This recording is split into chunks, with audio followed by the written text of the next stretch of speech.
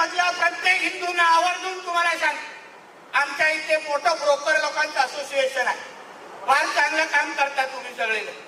पण तुम्हाला मनापासून मी तुम्हाला विनंती करेन की तुम्ही ज्यांना घर विकता, ज्यांच्या बरोबर व्यवहार करता ना, ते हिंदूच असले पाहिजे एवढं फक्त काळजी घ्या. हिंदूच असले. समोर असलेल्या कार्टाचं पहिलं फक्त आधार कार्ड बघा की हा तोच आहे का, कारण की हे स्वतःचं नाव पण खरं सांगत नाही. बळवेल समजून घे. आजको अब्दुल तुम्हाला सांगताना अशीच सांगणार. म्हणून त्या गोष्टीची काळजी माझ्या इकडच्या सर्व ब्रोकर बंधू आणि भगिनींनी घेतलं पाहिजे. जो व्यवहार करणार त्याला आई गणरायांच्या समोर, गणपतीच्या समोर एक शपथ देऊ.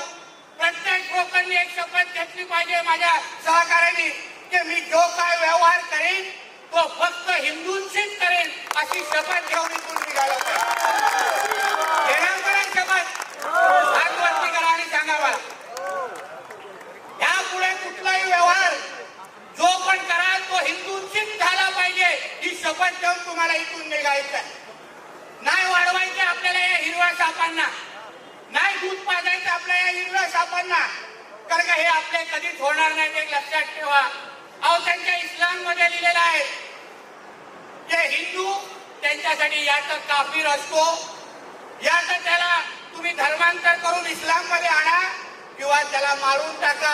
हे त्यांच्या धर्मामध्ये आपल्या विरुद्ध लिहिलेलं आहे. त्यांच्यासाठी तुम्ही हिंदू म्हणून नीच आणि दर्जहीन आहात, हे त्यांच्या इस्लाम मध्ये लिहून ठेवलेलं आहे. बोलवा त्यांच्या कुठल्याही मौलवीला, बोला या व्यासपीठावर आणि त्याला विचारा नितेश राणे जे बोलतोय का खोटं बोलतोय का.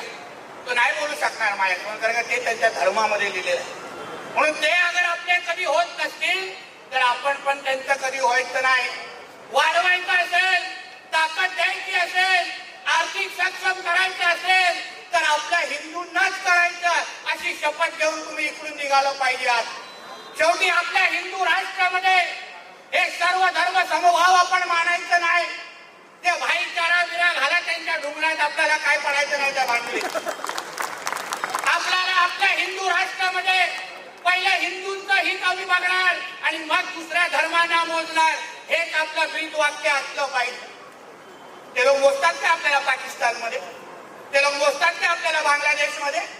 जो जो इस्लाम राष्ट्र आहे त्या इस्लाम राष्ट्रामध्ये जो इस्लामला मानणार आहे ते लोकांना ते लोक जिवंत ठेवतात. तुम्ही पाकिस्तान मधल्या हिंदूला जाऊन विचारा, त्याला विचारलं जातं तुला जिवंत राहायचंय ना, या तर तू इस्लाम मध्ये ये, नाही तर तुला आम्ही मारून टाकणार. किमान 1000 तरी केसेस तुम्हाला मी दाखवतो. म्हणून तुम्ही पण तुमचा कडवटपणा, हिंदू म्हणून आपला कडवटपणा दिसलाच पाहिजे. प्रशासनाला पण कळलं पाहिजे. आता बघा 16-17 येणाऱ्या ईदची तयारीमध्ये हे कसं आमचं प्रशासन लागलेलं आहे. त्यांचे हात कापत असतील, त्यांना भीती वाटत असेल की मी 10 वाजता जाऊन त्या ईदची मिरवणूक कशी थांबू. ज्या दिवशी माझा हिंदू अशा पद्धतीचा दरारा आणि भीती निर्माण करेल, बांधवांनो आपल्याकडे कोणीही वाकड्या नजरेने पाहू शकणार नाही. एवढी हिंदू राष्ट्रामध्ये हिंदूंची ताकद तयार होईल. या पोलिसांना आणि प्रशासनाला पण कळलं पाहिजे, जो नियम तुम्ही त्या इस्लाम मानणाऱ्या जिहादाला लावत असाल तोच नियम आमच्या हिंदूंना ज्या दिवशी तुम्ही लावाल तेव्हा तुम्हाला इथे कोणीही वाकड्या नजरेने पाहणार नाही. मग तुम्हाला काय इथे नितेश राणेंना आणून भाषण करून देण्याची पण गरज नाही.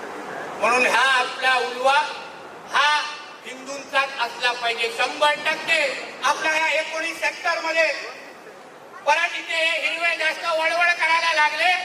माझा हॉटलाईन नंबर आहे, कधीही फोन करा. 10 मिनिटात माझ्या हिंदूसाठी इथे उपस्थित राहील, एवढं मी तुमच्या बरोबर आहे लक्षात. आणि ह्यांना माहिती आहे मी सेक्टर 19 मध्ये पुढच्या जे येईल हे लोकांनी जास्त वळवळ केली, नुसता येणार नाही. आता तो फक्त महाआरतीच्या निमित्ताने आलाय म्हणून एकदम नुसता आलेला. देश विदेशातील प्रत्येक घडामोडींचे लाईव्ह अपडेट मिळवण्यासाठी आता साम टीव्हीच्या सर्व सोशल मीडिया प्लॅटफॉर्मला लाईक, फॉलो आणि सबस्क्राईब करा. तसंच सर्व नोटिफिकेशनसाठी बेल आयकॉन प्रेस करायला विसरू नका.